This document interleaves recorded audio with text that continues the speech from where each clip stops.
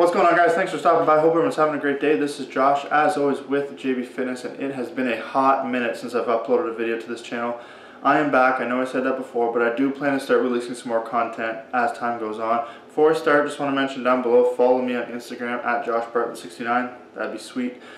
Today's video, I want to talk about drug testing in powerlifting and other sports. Now, it kind of does vary from sport to sport and federation to federation, but I wanted to talk about it, and I'm not here to talk about how to beat a test or how to avoid failing a test. I just want to talk about the process of how it works, the selection process, and what you can expect if you're a first-time lifter going into a meet, or if you've never done a test of federation before and suspect you may be tested. So that's kind of what I want to focus on today. So to talk about my own, I guess, credentials and experience in this is I've been in 4 meets in the last 2 or 3 years. 3 of the 4 of them were drug tested. All 4 were in the Canadian Powerlifting Federation. The other one that wasn't drug tested was just a Christmas special meet hosted by a buddy of mine that runs a gym in the Toronto area. So I've been tested in 2 of the 4, and I've actually set national records in all 3 lifts and the total. One of the meets, the 3rd meet that I wasn't tested in, I volunteered for because it was a really good meet. I did really well, but I was denied. I was told that they've already made their decisions. So most federations claim that at tested meets they test about 10% of the lifters. I find this to be a little bit low. In my experience, one of the meets I did was only amateur, which is drug tested.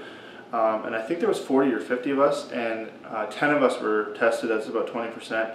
The other 2 meets I did, they had an amateur side and a pro side kind of running in simultaneous platforms. On the amateur side, the pro side is non-tested. The amateur side is obviously, as I said, tested. There's less of us, probably, we'll talk about that, but there was probably 30 or 40 of us, and I think they tested 6 to 8, so I think it's actually around 20%. Now, they say that their choices are random, but in my experience, they tend to pick the more muscular guys or girls, or just the people that do the best, and especially first-time lifters that come in and kind of clean house. Now, it should be noted, you're going to want to check with your federation's rules on how they handle drug testing and what they test for. In my federation, the CPF, Canadian Powerlifting Federation, they are WPC affiliate, World Powerlifting Congress. They only test for performance-enhancing drugs, so they're not testing for anything outside of that. Other federations are a little bit more strict. I think EPC, Elite Powerlifting something here in Canada, and then just obviously the IPF and USAPL, like all the IPF affiliates.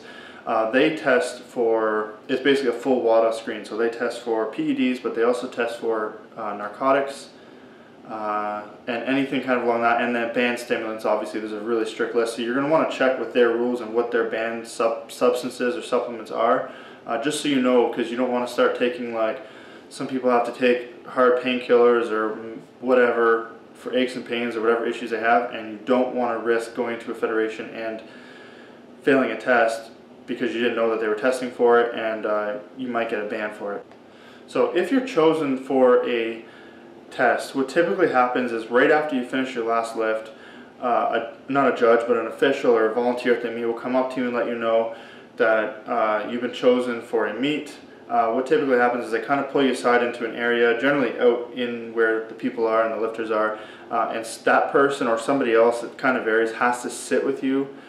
They cannot leave your side until you are able to produce your urine sample. They give you a whole bunch of water to drink. They basically, when I did my meet, they pulled up this giant 24-pack of bottled water for me to drink while I was waiting. And for people that travel especially, this is not good. Like for me, for example, I have anxiety as it is, so when they're telling me I have to pee right now, here's all the water you need to drink, keep drinking, they're telling you drink, we don't want to be here all day so you can go pee. I'm drinking all this water, but I'm getting anxiety from all the pressure, and I don't have to pee.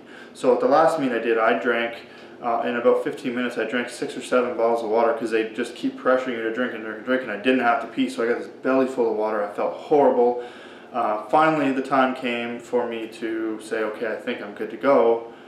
So they pull you aside and then you do your thing. And then the problem is, especially for me when I travel, is once you produce your sample and it's time to leave, that anxiety's kind of let go because now the pressure's off. Well, now for me, like most of my meets are 3 or 4 hours away. Now I got to drive 4 hours home, and now I'm peeing every like 5 minutes because now my body wants to get rid of all these toxins, or not toxins, water. Okay, so you drank your water. or whatever, and you're good to go. You tell them, okay, I'm good to go. What will happen is that person or a judge or somebody, some federations are a little bit more lax than this from what I hear, they basically accompany you into the washroom, into a stall. And again, this is from my perspective, I'm a male, but basically what they do is they accompany you into a stall. You lock yourself in there so no one else can get in there. It's just the two of you. They hand you a little tiny box. I don't even know what you would compare it to. It's a really, really small, maybe like a box that, you know, the container of Tylenol will come in. Inside the box is the container itself, which is basically the same as if you go to the doctor's office and they want a urine sample, they give you one like this. And they also give you a cotton swab, or a little tiny cotton rag, I guess, and 2 stickers. And from this point on, everything that is the handling of this entire package is done by you for liability purposes, so that if you fail a test or anything like that, you can't come back on the federation and say, well, they must have contaminated, because you handle it from this point forward, including the repackaging of the sample and everything else. So the first step is basically to clean the area with the cotton thing that they give you. This is for men and women. This is just to avoid any potential contamination and ensure the sample is as clean as possible and free of any underlying debris or anything. Then you have to, obviously, the next step is to take off the lid of the container and produce the sample. Now it's important to note, especially for guys, that the judge or whoever's in there with you has to watch it happen. Like, they literally are staring at your area. They have to watch the urine come out to ensure that it's actually your urine and not anything trickery you're trying to do, anything tricky to try to beat the test. So that's kind of the uncomfortable part of the whole thing. Once that's done, you basically put the lid back on, and there's a sticker that you put over the top, and it goes from one side over the lid onto the other side, and then there's one that goes around, and then you have to sign them. And these basically give consent to the test and give liability take liability away from the federation, so that you're basically acknowledging that you handled this, you did everything on your own, they have no part in it, so if you fail the test, it's on you. So from here, basically, you're free to go. So after that's done, you put the sample back in the box that you originally came in, close the box, you give it back to them, and you're on your way. There's nothing else to do at this point except piss 800 times on the way home.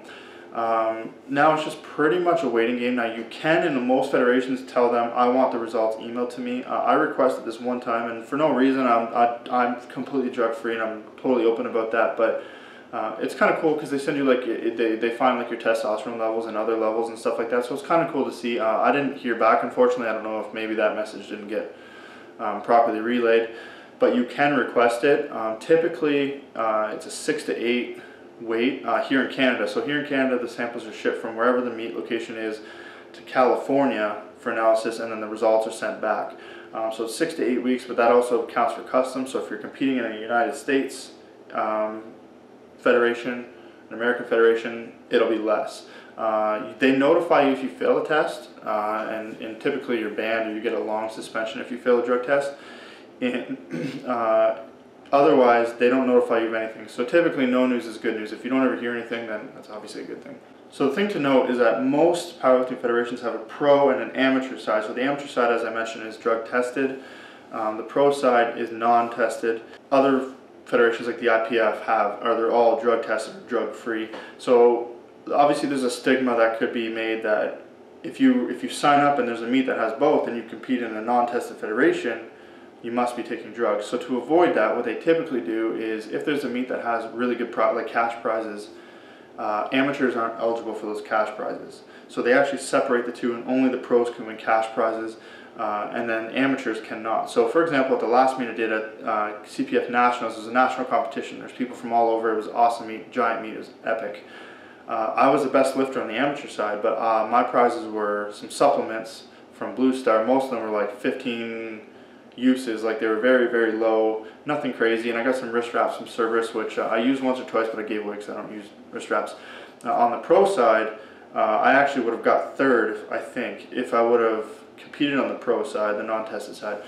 Prizes were, I believe, $1,000 for first, $750 for second, and $500 for third, but as an amateur, I'm not eligible for that. So what that does is it entices amateur lifters who might be pretty decent, which I think I'm pretty decent, at least I'm in this class of lifters, in this federation, to compete in the non-tested side, to water that down a little bit, to help get rid of that stigma, so that they can't say, well, if you're not tested, then you must be on drugs. So it kind of helps to get rid of that whole negative kind of picture that comes with competing in a non-tested federation, that may come with competing in a non-tested federation. So I really want to make this video to talk about kind of what happens behind the scenes, because you see a lot of YouTubers especially that are big and are big in the public eye, that talk about being tested, that they've been tested or they're going to be tested, or somebody showed up and they had to produce a test on the spot, but you never really know what goes on kind of behind the scenes. And a lot of people I know that are interested in competing in powerlifting don't really know how the process works, and kind of uncomfortable with the thought of having to produce a sample in front of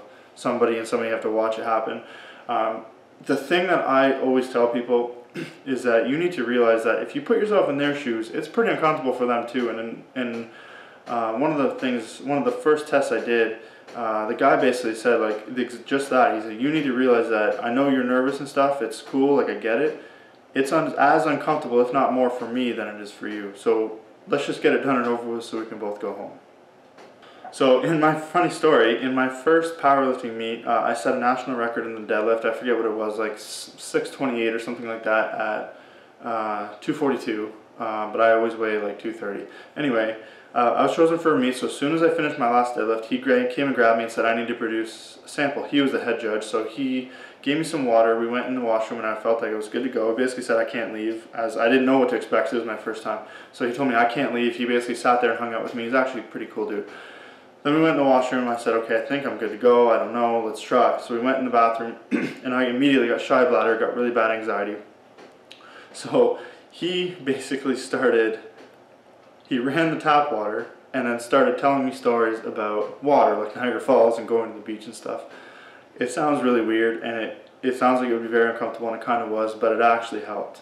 And we ended up joking about it after. So that's pretty much it. I just want to kind of get the negative image out of how drug tests work, and hopefully this helps some people who are considering competing drug tested to go ahead and do it. It's really not that bad, and consider it a compliment. If they tell you you've been chosen for a drug test, consider it a compliment. It's just like, you know, if you're at the gym and you're really strong but you don't take drugs and somebody asks you or accuses you, take it as a compliment. You're doing something right. So that's pretty much it.